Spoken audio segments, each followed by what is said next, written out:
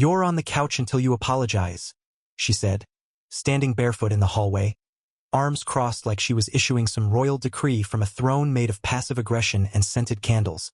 Her voice didn't rise. No, that would have made it real. Instead, it was that soft, weaponized tone she used when she thought she was being reasonable. Greg just stared at her. The argument hadn't even been about anything worth remembering. Probably something stupid, like how he loaded the dishwasher or forgot to defrost the chicken. Again. But it wasn't about that. It never was. It was about the way she'd been stacking little punishments like bricks around him for months. He didn't argue, didn't ask for clarification, didn't grovel like she clearly expected. He just turned, walked into the bedroom, pulled his pillow from under the comforter, and carried it to the couch like a man clocking out of a job he should have quit a year ago. That first night, the couch did suck. His lower back ached. His arm went numb. The dog stared at him like he'd committed a crime. But night 2, he brought a throw blanket, turned the fan on low. By night 3, he wasn't just tolerating it, he was sleeping better than he had in months. No tension. No cold silence in the dark beside him. No sharp inhale of breath from the other side of the bed like she was annoyed he still existed. Funny thing was, she didn't check on him once. Not even a passive-aggressive "sleeping okay?" In the morning, she thought the silence was control. But it wasn't. It was space. And Greg, God help him, finally had room to think. Hey, if you've ever been in this situation, where you're exiled from your own bed like a misbehaving dog, you'll get it. And if you're nodding along right now, do me a favor, tap subscribe. More than 97% of the people listening never hit that button, but it keeps this going. And trust me, it's about to get wilder. By the end of week 1, Julia still hadn't said a word about the arrangement. She moved around the house like he was invisible. She still cooked dinner for herself, still folded laundry for herself, still scrolled her phone on the couch he now occupied every morning, leaving him to shuffle out of the way with the pillow in his arms like some sad sitcom character. Only Greg wasn't sad. Not anymore. The longer he stayed away from their bedroom, the clearer things got. The house still smelled like her lavender sprays and her overpriced candles. Sure, but it didn't feel like her space anymore. Felt open, reclaimable. On the 6th day, he stood at the hallway's midpoint, pillow under one arm, coffee in the other, staring at the door to the guest room. It had always been her little kingdom of forgotten projects. Boxes labeled summer stuff and old books, random decor from her short-lived boho phase, a broken lamp from Pier 1 she swore she'd fix someday. He turned the handle and walked in. Dust, stale air, a faded rug bunched under a chair that still had the tag hanging off. It smelled like mothballs and old intentions. Greg opened the blinds. The afternoon sun hit the far wall like a spotlight. He finished his coffee, set the mug down on the windowsill, and pulled the first box off the shelf. That night, when Julia brushed past him on the way to the bathroom, she didn't even notice the flecks of dust on his forearms, or the slight bruise on his shin from where he'd rammed into the old bed frame moving it out. She didn't ask. She just closed the door, locked it, as if that still meant anything. But Greg had already opened a new one, and he was just getting started. The first box was labeled Zmaz Wrap/Donate. It hadn't been opened since they moved into the house 6 years ago. Greg slit the tape with his keys, pulled back the flaps, and found rolls of crumpled foil paper, a tangle of crushed bows, and a reindeer figurine missing half its antlers. He dumped the whole thing into a black trash bag without ceremony. No drama, no ceremony, just the quiet sound of a man reclaiming territory that had been taken by neglect. He didn't ask permission. That was the point. The room had always been Julia's someday project. A space she swore she'd turn into a home office, or an art studio, or maybe a yoga den if she got back into that. But all it had ever been was purgatory for things she didn't want to throw out but also didn't care enough to use. It was the physical embodiment of her indecision. And now it was his. He tackled one section at a time, like he was unearthing an archaeological site of his wife's abandoned hobbies. There was a box of candle-making supplies, never opened, a stack of self-help books about finding balance and unlocking feminine energy, all pristine spines, and a cracked frame with a photo of them from 2011, her arm around him, his smile just a little too tight. He didn't keep the photo. He didn't need to. By the 3rd day, the air already felt different. Not just less dusty, lighter. He opened the window and let the breeze roll through, even though it was still technically winter. The cold didn't bother him. It made the process feel cleaner, more deliberate. He brought in a small desk he found on Craigslist. $20, minor scratches, sturdy enough. Julia didn't notice it being carried in, or if she did, she didn't ask. That was the thing about silent treatments. They cut both ways, and Greg had no intention of patching the line. Then came the coffee machine. Not the big clunky one from the kitchen, his own. A compact model he used to keep in his office before they went fully remote. He set it on a side table, next to a new lamp he picked up from the discount aisle at Target. No frills, just warm light. He plugged it in, made a cup, and sat on the old mattress with his back against the wall, steam curling into the air. For the first time in a long while, the house didn't feel like hers. Felt shared. Or at least, segmented. He didn't play music. Didn't make noise. Just sipped and thought. A week later, the guitar came out of the garage. It had been in its case for almost 2 years, since before the pandemic, maybe. Dusty. A little warped, but still in tune after some coaxing. He set it in the corner, propped neatly on a stand, like a quiet declaration. The guest room was no longer a storage zone. It was a reclamation site. Julia noticed. Not immediately, but one night, as he passed her in the hallway, her scrolling her phone with that same blank, performative detachment. She said without looking up, "Thought you gave up on that guitar." Greg just said, "Guess I'm picking it back up." That was it. No sarcasm. No explanation. That night, he sat in the room with the door half closed and played a few quiet chords. Not for her. Not for some symbolic gesture. Just to feel the wood hum against his fingertips again. Just to prove he still had something in him that didn't revolve around being husband-shaped furniture. The next morning, he found one of her boxes, labeled wedding keepsakes. Moved to the hallway. The lid slightly open, like she dug through it and decided it wasn't worth repacking. He didn't ask. He just pushed it aside with his foot and closed the door behind him. Not locked. Not yet. But it would be. Soon. The dinner table went silent first. At first, Julia would still set 2 plates, muscle memory. Maybe a stubborn performance. But Greg wouldn't sit. He'd quietly take his plate, nod politely, and walk it to the guest room, now half reborn into something resembling solitude. She never followed. By day 9, she stopped pretending. She made dinner for herself and left the second plate cold on the stove. Greg didn't touch it. He didn't even acknowledge it. Instead, he made things that smelled good enough to bother her. Pasta with garlic, sizzling eggs with rosemary, steak once. Rare, the way he liked it. Not the dry leather she insisted was safe. And when she walked past the room, catching the scent, she'd mutter just loud enough for him to hear. "Smells like a frat house in there." Or, "Hope you're wiping that counter down." He didn't answer. Didn't even look up. His silence wasn't passive anymore, it was insulated. She wasn't icing him out. He'd walked into the cold himself, zipped the coat, and made hot cocoa. The sarcasm started sharp. "You gonna start peeing in a jug next?" she asked one night as he walked past her with a fresh mug of coffee at 10 p.m. He sipped. "Thought about it. Would save me from walking through your tension field." The look she gave him was somewhere between bewilderment and insult, but he just kept walking. Julia had always known how to hold power through tone. Micro-comments, martyrdom sighs, cleaning aggressively near him when annoyed, slamming a drawer just hard enough to be heard but not discussed. But now it was like she was playing chess with someone who'd stopped using the board. She couldn't predict him, couldn't move him, and worst of all, he wasn't trying to win, he was just opting out. One Thursday night, she came home from her book club, which Greg knew had nothing to do with books. There hadn't been a single paperback in her purse since 2019. She peeked into the guest room while tossing her coat on the chair. He was reclined, headphones in, eyes closed, a notebook on his lap. Ambient light filled the corners, soft and warm.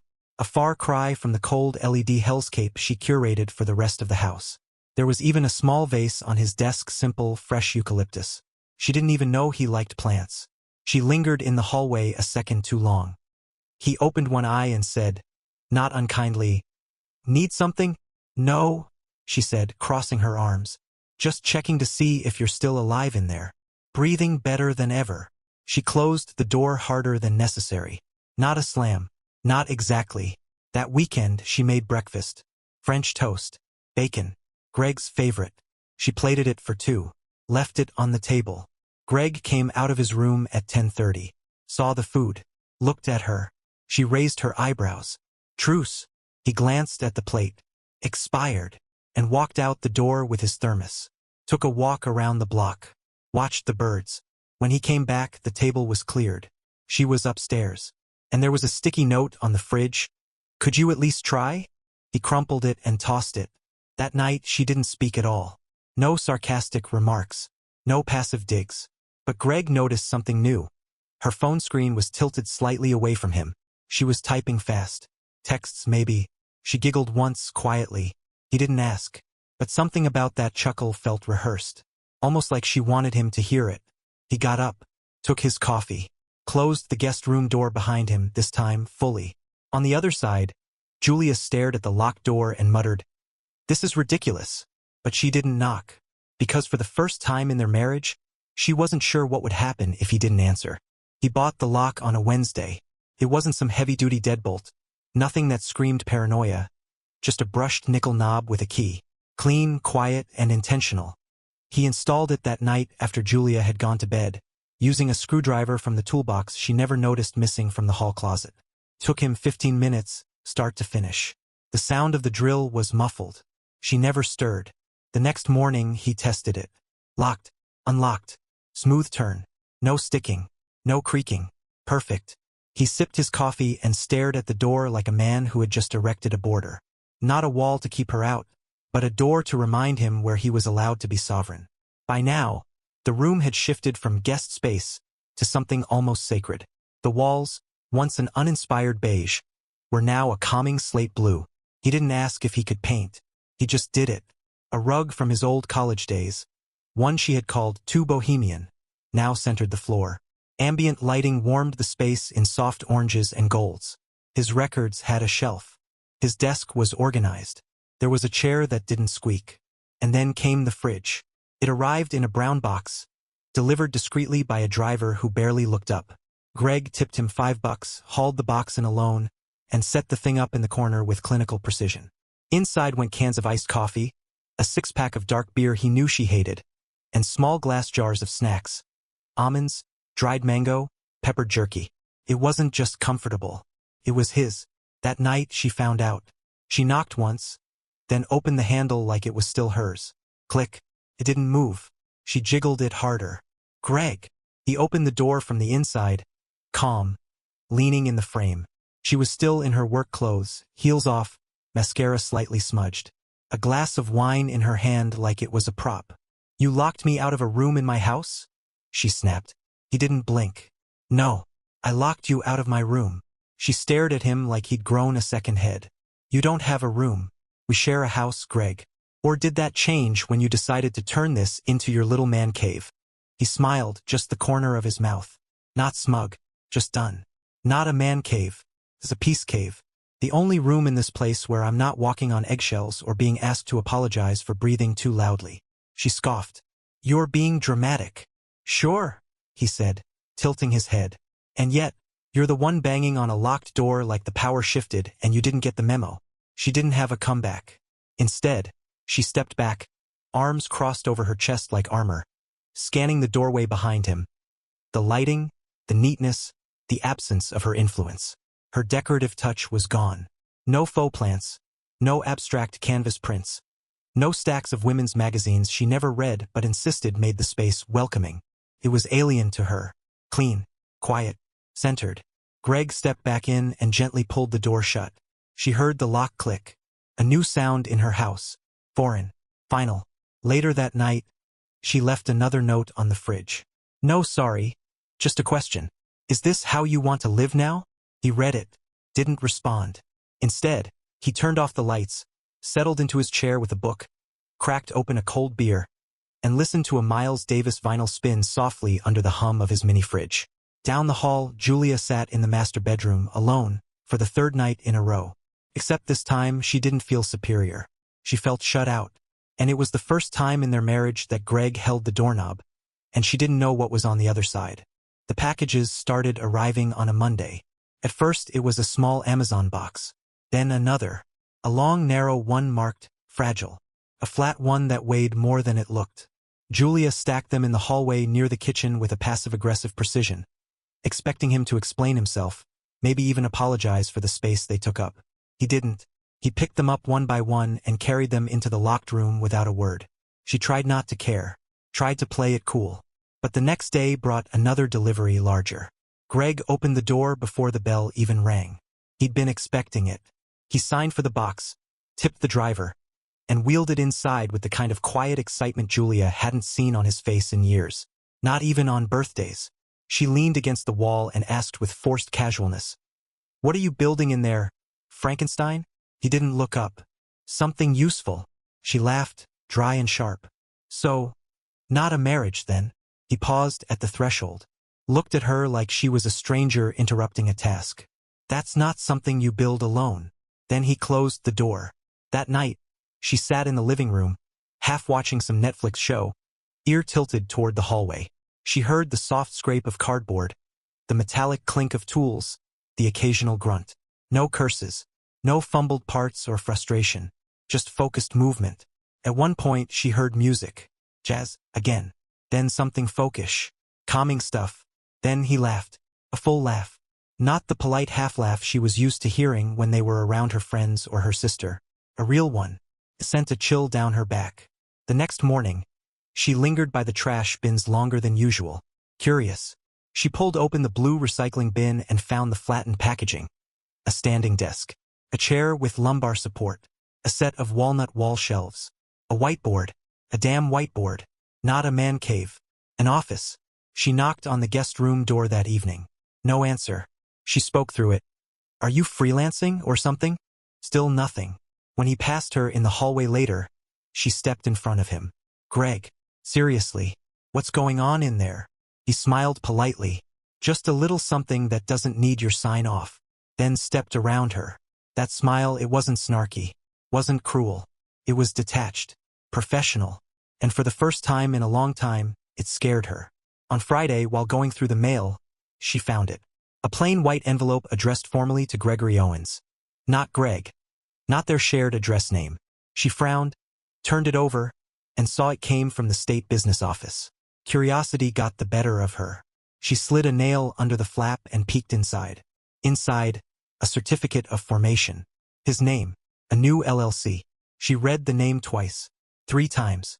It wasn't a tech startup, or a home repair gig, or something embarrassing like a novelty t-shirt brand. It was elegant, clean, marketable. She stood there for a full minute, envelope in hand, heart beating faster than it should. She hadn't known, hadn't even suspected. He was building something, planning, branding, and whatever it was, it didn't include her. When he came into the kitchen minutes later, she had the envelope on the counter. "Gregory?" she asked, holding up the letter with mock amusement. "Really going full legal name now?" He walked over, glanced at the paper, and took it calmly from her hand. "Yep," he said. "Sounds more professional." She tried to laugh it off. "Aren't you going to tell me what this is?" He folded it neatly, slipped it back into the envelope and said, "No." Then, as he left the room, he added, "But you'll see it soon enough." The door closed, locked again. Julia stood there, wineglass untouched, eyes fixed on the hallway like it had turned into a tunnel she could no longer walk through. The power had shifted. Not in a tantrum, not in a threat, just in quiet, methodical steps she never even noticed. And now he was somewhere she couldn't follow. On Wednesday night she made lasagna. His favorite, extra cheese, no ricotta, just like he used to request when things were still good. She lit candles, played a jazz playlist she found on Spotify, even set the table with the linen napkins they hadn't used since their 5th anniversary. Greg didn't come out. She knocked on the door around 7. Not hard, not demanding, just knocking. "Dinner's ready," she said, voice light, rehearsed. "Thought maybe we could eat together tonight." Silence. Then, through the door, "I've got plans tonight." There was no bite to it. No drama. Just a polite boundary. She waited a few seconds longer, like she expected the punchline, the fake out. But nothing came. "Plans," she repeated to herself. "What, with your mini fridge and Miles Davis?" No answer. The lasagna dried under the oven's warming light. The wine in her glass turned bitter.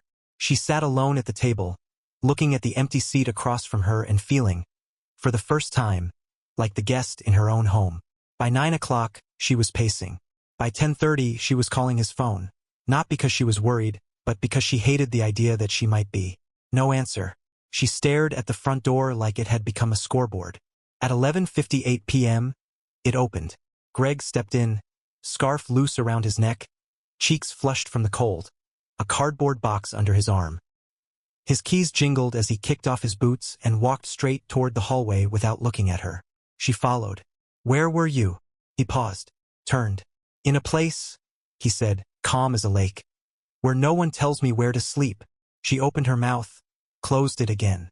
He walked past her, into his room, door shutting with a finality that didn't need volume to land like thunder.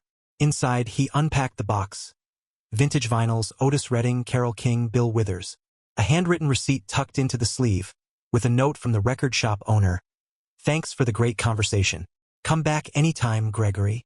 She stared at the closed door for a full minute, the silence between them dense and alive. When she returned to the kitchen, the lasagna was shriveled and sunken, the wine glass still full, the playlist long since stopped. She stood at the table, watching the wax from the candles bleed into the table runner. Reaching for the lighter again felt desperate, so she left it. The next morning, she tried casual. "Went record hunting?" she asked as he emerged, showered and dressed. Crisp shirt, different watch, new energy. He nodded. "Met some folks.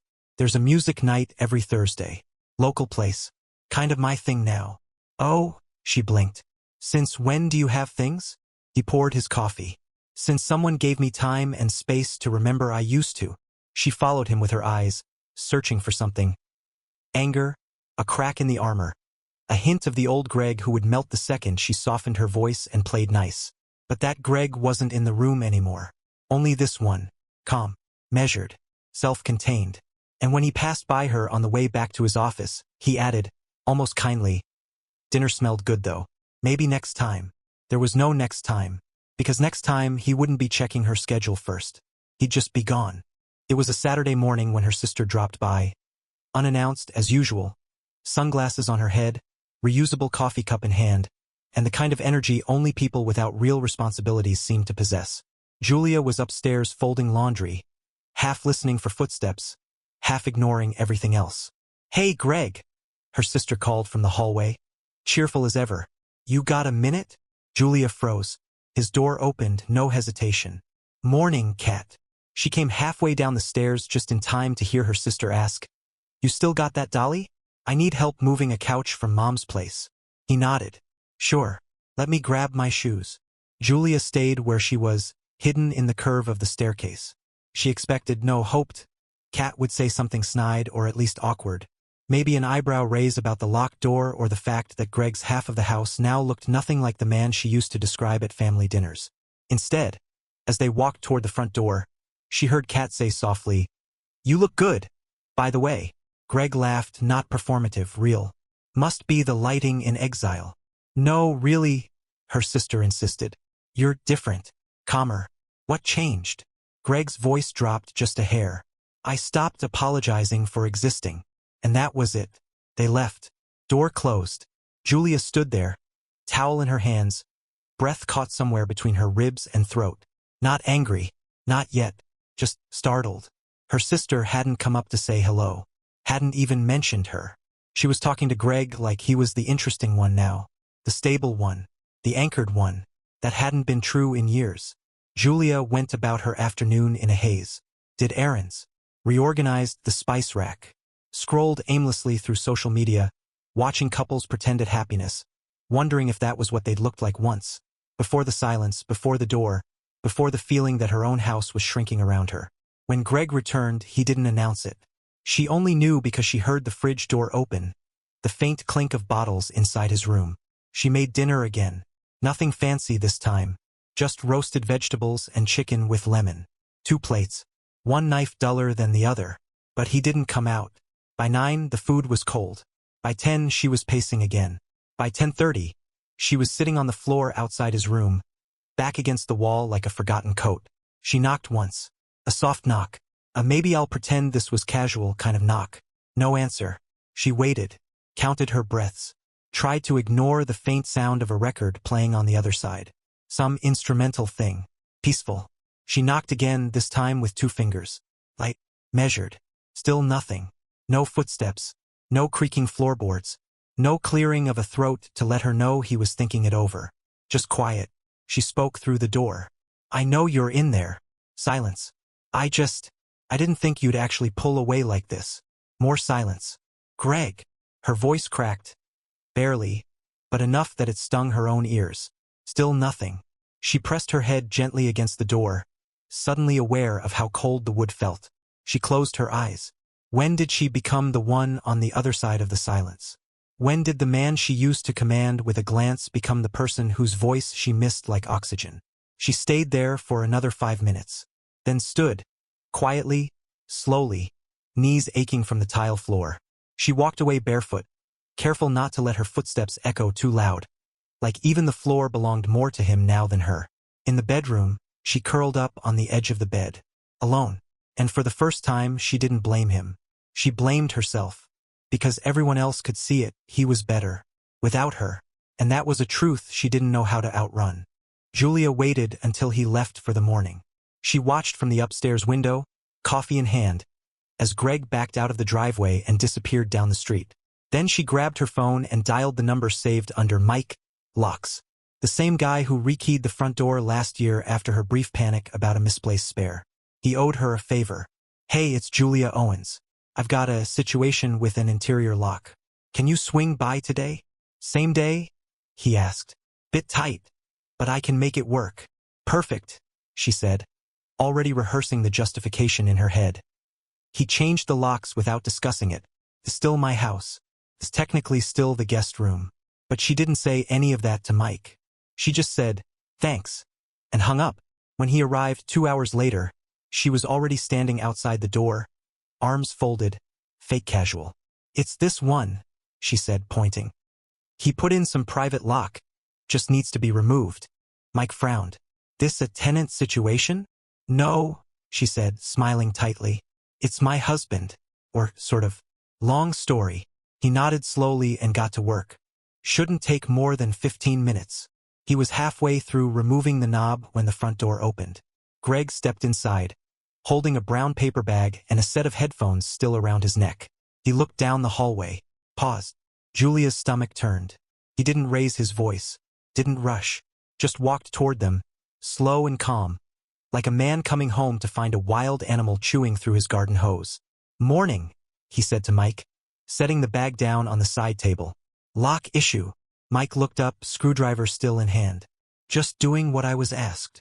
Greg nodded, reached into the bag, pulled out a manila folder, opened it. Inside was a printed title document. On top, the address of their home. Below, a highlighted section detailing a separate renovation permit, filed 6 weeks ago under Owens Solutions LLC. He handed it over. Renovation funded under my business entity. Full documentation of financial separation. Itemized receipts. The room's redesign is classified as a work-from-home conversion under state code. Technically, that makes it an office. My office. Mike stared at the document. So, you're saying it's not shared property? Correct, Greg said. Under the terms of the LLC and how it was funded, this specific room's infrastructure was improved entirely out of pocket. No joint funds. No marital assets. Mike stepped back. Look, I'm not trying to get in the middle of anything. If this is legal, I'm not touching the door. He packed up his tools. Didn't even look at Julia as he left. The silence afterward was suffocating. She didn't move, just stood there stunned. You really did all this without telling me? She asked, voice quiet, like she was asking the walls for answers instead. Greg tilted his head slightly, as if the question was rhetorical. You told me where to sleep, he said. I just made it permanent. Her lips parted. Nothing came out. He walked past her, opened the now half-dismantled door, examined the edge where the screwdriver had stripped the finish. Shame, he muttered. It was just starting to feel like mine. She reached for something. Anger, guilt, maybe even the old power she used to wield with a sigh or a disapproving look. But it was gone. Useless.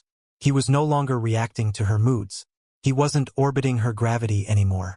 Greg, she said, hoping for something softer. Why didn't you tell me about any of this? He looked up from the knob. You weren't listening when I was trying. Thought maybe you'd hear it this way. He walked into the room, shut the door, and locked it. Again. Only this time she didn't knock. Because now it wasn't about a room anymore. It was about realizing she'd lit the match the day she told him where to sleep. And now she was watching the fire, on the wrong side of the door. 3 weeks and 2 days after the first night he laid his head on that couch, Julia stood outside the door that used to be just another part of their house. An overlooked room, a dumping ground for forgotten hobbies and seasonal wreaths. Now it was a sealed vault. Greg's sanctuary. The rest of the house felt sterile without him. Cold, in spite of the thermostat she kept nudging higher. The silence on the other side was louder than any fight they'd ever had. She stood with her hand hovering over the knob, backup key trembling between her fingers. It was the one she kept tucked in the back of the silverware drawer, just in case. She'd never used it. She'd never needed to. That key had once been a symbol of control, a quiet comfort. Now it felt like trespassing. She knocked once. No answer. Twice. Still nothing. "Greg?" she said gently, like she was calling out to a neighbor, not a husband. No response. Just the faint hum of music. Bill Evans maybe, or something equally smooth and unbothered. She hesitated a moment longer, then slid the key into the lock and turned it. The latch gave with a soft click. The air inside was warm, the lighting dim and golden. The scent was clean citrus and cedarwood, not her usual lavender sprays. She stepped inside slowly, like walking into someone else's home, because it was someone else's home now. To the left, a leather reading chair with a folded throw over the back. Next to it, a vintage record player spinning quietly. Shelves lined the far wall, filled with books she didn't recognize. No couples travel memoirs. No decorative live, laugh, love signs. Just worn hardbacks, not arranged for show but for function. On the desk, a sleek laptop, open, a small plant, a few notebooks, and photos printed, framed, deliberate. One of him fishing. One of him and a dog she didn't know. One of him in front of a building with a now open sign and the name of his business above the door. He wasn't smiling in all of them, but in every photo he looked present. She scanned the room for any trace of herself. Nothing. No wedding photos. No anniversary trip souvenirs. No his and hers anything. Greg looked up from his laptop. No startle. No drama. Just a glance. "You said I was on the couch until I apologized," he said, voice steady. He closed the laptop lid. "I didn't." Julia opened her mouth. Closed it. "I didn't think," she began, then trailed off. The words didn't come. What was there to say? "I thought you'd cave? I thought you'd play your part? I didn't think you'd outgrow me?" She stepped further in. The rug under her feet was soft, thick, new. She'd never seen it before. "You really did all this?" she said, half to herself. Greg leaned back in his chair, fingers interlaced behind his head. "It's the first room in the house that doesn't apologize for being mine," he said. "It didn't argue with me, didn't roll its eyes, didn't make me feel like I had to earn space in my own life." She swallowed hard. "You made your point." "No," he replied, voice calm, even gentle. "You did. 3 weeks and 2 days ago." The sting hit deeper than a shout would have. The quiet finality of it. "Greg," she said softly, "I didn't mean for it to become this." He raised an eyebrow. "What did you mean for it to become?" A beat. She had no answer. Not a real one. "I guess I thought you'd get tired of the couch," she admitted. He chuckled. "Once. Not cruel. Just honest. I did. So I built a door." She blinked at him. "You built a wall, Greg." He stood. Not looming. Just rising. Still calm. "No," he said. "You built the wall the second you used punishment instead of partnership. I just finally stopped living underneath it." He walked past her to the record player, flipped it off. The room sank into silence, but it wasn't awkward. It was his kind of silence, chosen, not inflicted. Julia stood in the middle of the room like a stranger waiting for instructions. "You never once knocked," she said quietly. "Not on our bedroom door." He turned, met her eyes. "Because I knew I wasn't welcome." She stepped forward. "Barely. Am I now?" He considered her. And then, instead of answering, he stepped around her again. Back to his chair, back to his desk, back to his life. He sat down. Julia turned, hesitating at the doorframe. The same way Greg had, 3 weeks and 2 days ago, when she'd exiled him with 5 casual words and not a hint of what would unravel from them. She lingered. He didn't ask her to stay. And that, more than anything, was what finally broke her. Took her a week to say it. Not because the words were complicated, but because their weight had grown heavier every time she rehearsed them. Every morning she passed his door, she felt it press into her chest. A dull, familiar ache. Like she was walking past a gravestone with her name carved beside his, waiting to be filled. She tried the subtle route first. Making coffee the way he liked it and leaving it on the kitchen counter. Cleaning the living room, something she hadn't bothered to do since the second week of their silent détente. Even tried playing his favorite records while doing the dishes, as if Miles Davis could bridge a canyon she'd spent years widening. Nothing worked. He wasn't angry. That's what made it worse. He was content, focused, free. And she was the one pacing now. She was the one scanning her phone at midnight, wondering if he was thinking of her, missing her. But when the door stayed closed, and stayed closed, and stayed closed, she broke. She knocked once. This time, not like an invader or a manipulator, but like a woman who knew she'd run out of tricks. The door opened. He was holding a cup of coffee, barefoot, relaxed, sleeves rolled. The room behind him glowed with warm light and quiet purpose. There were new things in there. Photos she hadn't seen before, a second chair, a stack of books that weren't for display but dog-eared and worn. She stared at him, the words caught in her throat. "I miss you," she finally said. "And I'm sorry." Simple, honest, and years too late. He didn't speak right away, just looked at her, really looked. Not like a husband wondering how long the silence would last, but like a man measuring whether the sound that finally broke it was worth listening to. He set down his coffee, stepped forward. "I know," he said, "but here's the thing." He gestured around the space, the walls, the chair, the plant, the shelf with his framed business license. "You wanted an apology. You made it a condition. For 3 weeks I lived with that sentence. And you know what I realized?" She nodded once, fragile. "I wanted one too," he said. "For years." He reached for the door, not to shut it, not yet. He opened it a little wider. She stepped forward, reflexively. But then he pointed outward, not inward. "Whatever this is," he said. "Whatever we were, I'm not giving up peace to chase who we used to be. You sent me to the couch. And I found the rest of myself there." Her lip trembled. "Can't we at least try?" He shook his head. "You don't come back from certain kinds of quiet.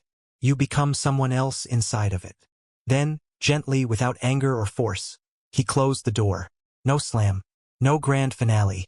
Just a quiet click. Julia stood on the other side, breathing shallow, eyes wide. There was no yelling. No suitcase. No betrayal she could point to, no other woman to blame. Just a door she couldn't control, and a man who had stepped through it into himself, and left her behind. In the kitchen, the coffee she made that morning sat untouched. By evening it was cold, bitter. And Greg? He poured a fresh cup, then opened his laptop, and kept building.